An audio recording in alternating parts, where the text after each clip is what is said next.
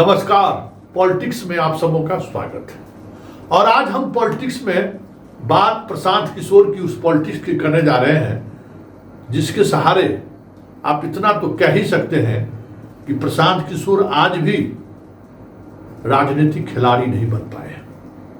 प्रशांत किशोर आज भी एक पॉलिटिकल जो लाइन होता है उस लाइन की इनको अभी भी आज की तारीख में भी कोई समझदारी नहीं है। लोगों को लगेगा कि संतोष जी अब प्रशांत किशोर की राजनीतिक शैली या राजनीतिक के होने पर आप सवाल खड़ा कर रहे हैं। हाँ, जितने दिनों से वो इस फील्ड में है कमोबेश उससे ज्यादा कहीं न कहीं इस पत्रकारिता के फील्ड में हम हैं। और पत्रकारिता के फील्ड में रहते हुए बहुत सारी ऐसी चीजें हैं जो पर्दे के पीछे भी और पर्दे के बाहर भी देखते रहे हैं, मौका मिला है देखने का भी। पॉलिटिशियन बंद कमरे में क्या बात करते हैं और बंद कमरे के बाहर जनता के बीच जब जाते हैं तो वो क्या बात करते हैं, वो भी उसकी भी समझ मुझे है। और वो क्यों ऐसा करते हैं ये भी हम समझते हैं। अब आप कहेंगे कि आखिर आप ये बात प्रशांत किशोर को लेकर क्यों कह रहे हैं। देखिए, ये बात मैं इसलिए कह रहा हूं कि भले प्रशांत किशोर जहां बिहार में जितने गांव में वो गए हों, जिस तरीके से भी गए हों, लेकिन प्रशांत किशोर को किसी ने कह सकते हैं कि सीरियसली नहीं लिया। ये मैं नहीं कह रहा हूं। हमारे दिन भर सैकड़ों लोगों से बातचीत होती रहती है, किसी ने सीरियसली नहीं लिया। जो राजनीतिक समझ रखने वाले व्यक्ति हैं या जो बड़े पत्रकार हैं, किसी ने सीरियसली नहीं लिया। हर कोई सिर्फ इस वजह से प्रशांत किशोर से दूरी बनाए रखा कि ये बीजेपी का बी टीम है। एक तो ये आइडिया रखने वाले लोग थे जो उनसे दूरी बनाकर रखा।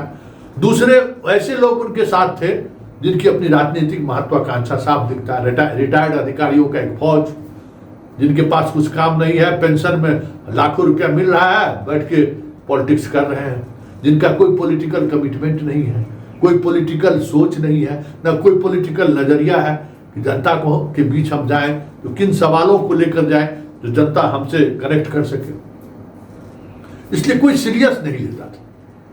लेकिन जब से उन्होंने भ्रष्टाचार का मुद्दा उठाया, एक बात गौर करिएगा, इससे पहले भी ये अलग बात है कि इस मुद्दा के उठाने के बाद मीडिया ने इनसे दूरी बना ली।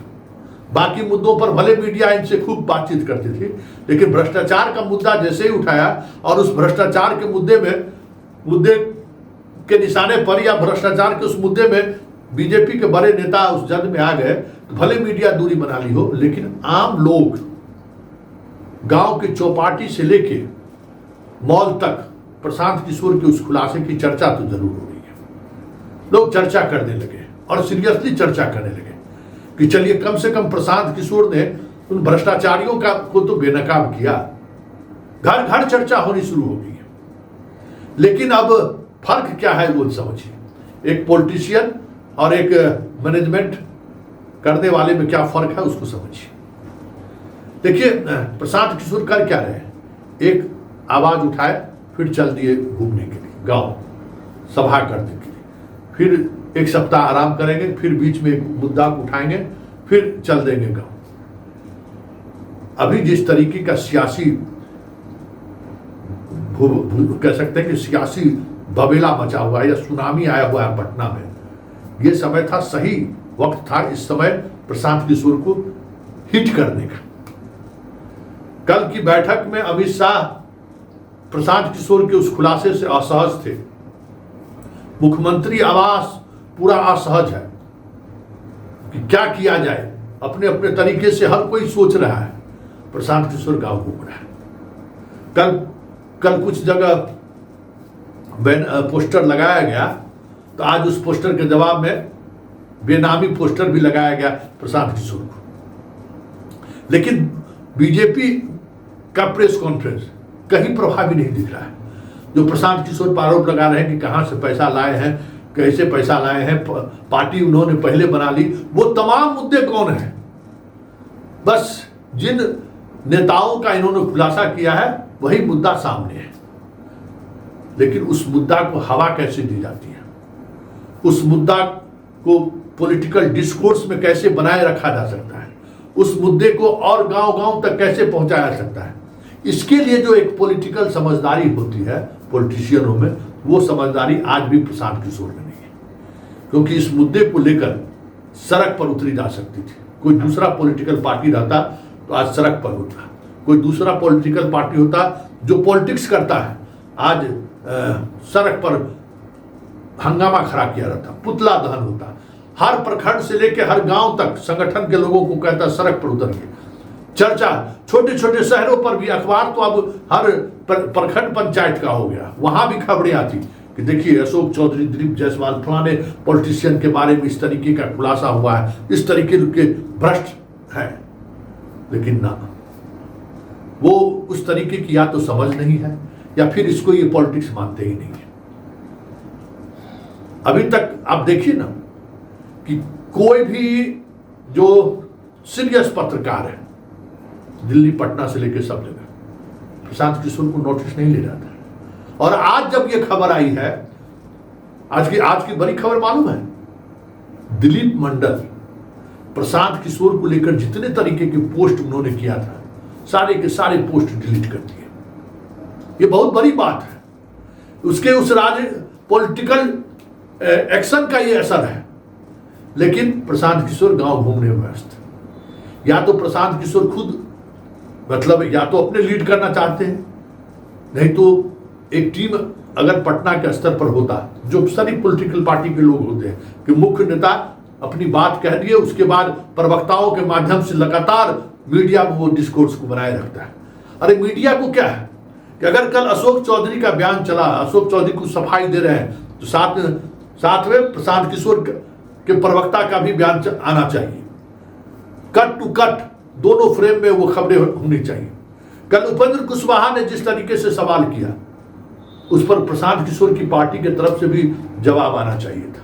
तो जब अखबार में खबरें छपती, एक तरफ उपेंद्र कुशवाहा का भी खबर छपता, दूसरी तरफ प्रशांत किशोर के प्रवक्ताओं का भी खबर छपता। तो ये जो मान्य पॉलिटिकल शैली है, जिस शैली का इंपैक्ट जनता पर पड़ती है, उससे प्रशांत किशोर मतलब नहीं रखते हैं। उनका अपने सियासी मिजाज है। तो ये फर्क जो है, हम बार बार कहते हैं कि एक खिलाड़ी का खेलना और एक कोच का खिलाड़ियों का निर्माण करना, दोनों में बड़ा फर्क होता है। कोच कभी खिलाड़ी हो ही नहीं सकता है और खिलाड़ी कोच हो सकता है, दोनों का फर्क है। तो अभी तक प्रशांत किशोर कोच रहे हैं, खिलाड़ी नहीं रहे। और इतिहास पलट कर देख लीजिए, चाहे किसी भी फील्ड में देख लीजिए, कोच कभी सफल खिलाड़ी हो ही नहीं सकता है। ये इनकी कोशिश वैसे ही हवा के विपरीत चलने वाली है। लेकिन जो चीजें सामने आ रही थी, जिस तरीके से सामने आ रही थी, हमें लगा कि उस डिस्कोर्स को अगर ये आगे बढ़ाते हैं तो बिहार में एक नए तरीके की राजनीति, जो राजनीति भ्रष्टाचार के खिलाफ ही खड़ी हो सकती है। क्योंकि भ्रष्टाचार से हर कोई तबाह है, हर कोई परेशान है, हर किसी की इच्छा है कि भ्रष्टाचारियों की संपत्ति जब्त हो, भ्रष्टाचारी जेल जाए। सामने एक चेहरा प्रशांत किशोर में दिखा, प्रशांत किशोर के साथ लोग जुड़े। लेकिन जो राजनीति होनी चाहिए, वो राजनीति जिस तरीके से होता है कि एकदम अग्नि पर से पास छूटा और सब लोग देख रहे हैं कि मिशन पर जाकर अटैक मतलब वार कर रहा है कि नहीं। हो क्या रहा है कि प्रशांत किशोर हर मिसाइल सटीक बैठ रहा है, लेकिन जहां जाकर जिस लक्ष्य को भेदना चाहिए, उस लक्ष्य तक पहुंचते पहुंचते डिविएट कर जा रहा है। इस वजह से वो प्रभाव नहीं छोड़ पा रहा है। तो ये एक बड़ा फर्क है सियासी समझदारी का भी और सियासी समझ का भी। लेकिन एक बात तो तय है कि भ्रष्टाचार के मुद्दों पर प्रशांत किशोर ने अपनी बात रखकर शाह और नीतीश को भी असहज नहीं किया है, मोदी को भी असहज कर दिया है।